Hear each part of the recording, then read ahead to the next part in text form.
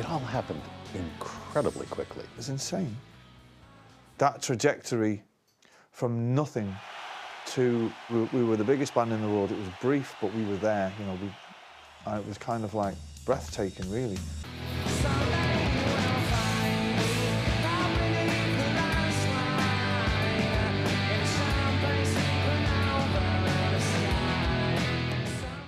Why do you think it happened? Timing, Nirvana, the grunge thing had come to its natural end, and the scene was set for something. You know, it happened to be us. Because the people don't know what they want until you give it to them. Right. What did you give to them?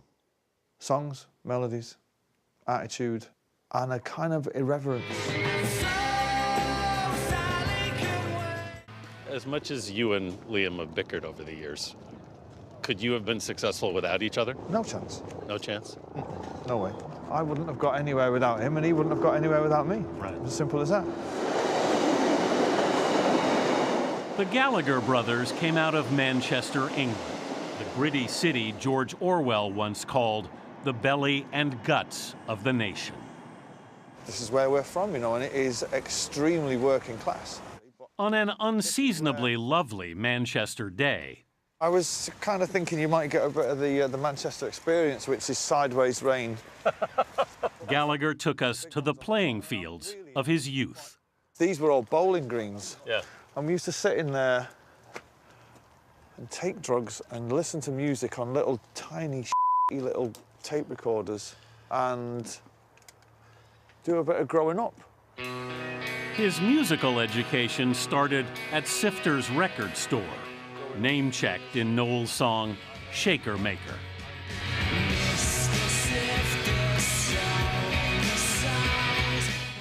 But yeah, I used to be in here all the time. You picked up a guitar at 13, is that right? Yeah, early teenager, yeah. It was, nobody quite knows why the guitar was in the house, because I'm not from a musical family. Right. The Gallagher's mother, Peggy, worked in a school and biscuit factory. Their father, who left when Noel was a teenager, was alcoholic and abusive. You said something effective, that your father effectively beat the talent into you. It's a good line, that, wasn't it? Yeah. Yeah. What did you mean? It gave me the drive to make something of myself. Mm-hmm. I think I definitely withdrew into myself, into my own world, mm-hmm. as a reaction to that. And the guitar, that thing, became my world, you know what I mean? I've never written a song about it, right, which is fascinating. Why do you think that is? I don't know. Well, I've never been to see a therapist. Yeah. Until today. By the early 90s, Noel had moved into an apartment in downtown Manchester. I haven't been in here since the day that I left. Where he wrote all of Oasis' first album.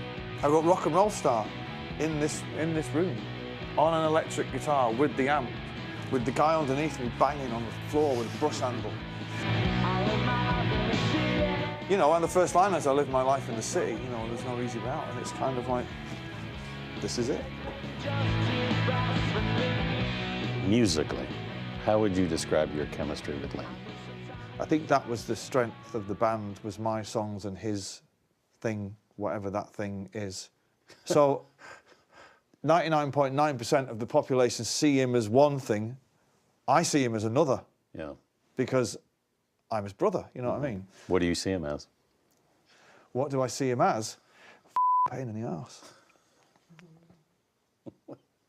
A pain in the arse. Yeah. And I know that annoys people, fans in particular. Yeah. But it's not about them.